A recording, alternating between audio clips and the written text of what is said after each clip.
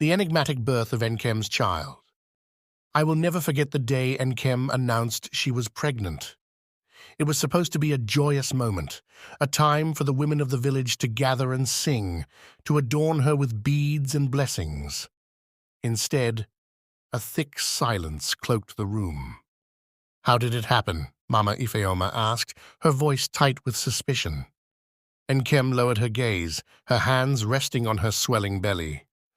"It is not for me to say," she murmured, her voice barely above a whisper. From the moment she spoke those words, the rumors began. Enkem had always been different.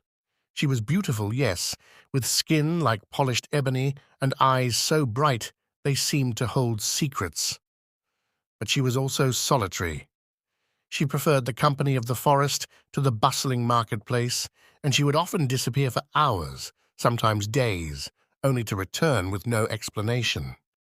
"She is cursed," Mama Ucha spat one evening as we sat around the fire. "Mark my words, that child she carries is not human." None of us dared to say it aloud, but we all felt it. Something was wrong. The first sign came one evening when Enkem went to fetch water from the stream. She returned pale and trembling, her bucket still empty. When I asked what had happened, she clutched my arm tightly and whispered, "I saw him." "Who?" I asked, my heart pounding. "The one who visits me in my dreams," she said, "the one who gave me this child." I didn't know how to respond. Her words sent a chill through me, but before I could press her further, she fled into her hut and barred the door. From that day on, strange occurrences plagued the village. Goats went missing, their carcasses found days later with bite marks too large for any known animal. Chickens refused to lay eggs. The air felt heavy, as if a storm was always just on the horizon. And Enkem? She grew distant, her belly swelling faster than seemed natural. One night, driven by curiosity and fear, I decided to follow her. She often disappeared into the forest at dusk, her silhouette barely visible in the fading light. That night, I kept my distance, careful not to let her hear the rustling of leaves beneath my feet.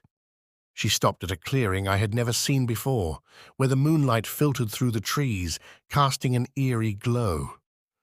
And there, coiled around a massive tree, was a snake unlike any I had ever seen. Its scales shimmered like polished obsidian, and its eyes burned a deep, unnatural gold. Enkem knelt before it, her head bowed. "He grows stronger," she said, her voice trembling. The snake responded, though its mouth didn't move. Its voice echoed in my minda, deep, resonant tone that made my knees weak. "You have done well, my bride, but the time is near, and the child must be born in the sacred place." I stumbled backward, unable to contain my gasp. Enkem's head snapped up, her eyes locking onto mine. But it wasn't just her eyes, it was the snake's as well. "Nkiru!" she shouted, her voice a mix of desperation and warning. "You should not be here." I turned and ran, the sound of the snake's hiss following me like a shadow. When I returned to the village, I tried to warn the elders. "Nkem is in league with something unnatural," I said. "The child she carries, it is not of this world." But the elders dismissed me. "You are letting fear cloud your judgment," they said. "Nkem is one of us." Their refusal to act only deepened my unease. As the weeks passed, the signs grew worse. Crops withered overnight. The river, once clear and abundant, turned muddy and sluggish. And the villagers began falling ill, their skin marked with strange, dark patches. Finally, on the night of the full moon, Nkem went into labor. She refused to let anyone into her hut, not even Mama Ifeoma, the village midwife. From outside, we heard her cries, piercing, inhuman wails that made the hair on my arms stand on end. Then silence. The door creaked open, and Enkem emerged, cradling a bundle wrapped in cloth. But the cloth was soaked through with a dark, viscous liquid, and her eyes were no longer her own. "The child is born," she said, her voice echoing with an otherworldly resonance. Before anyone could react, the bundle moved. A slender, scaled tail slipped out from beneath the cloth, coiling around Nkem's arm.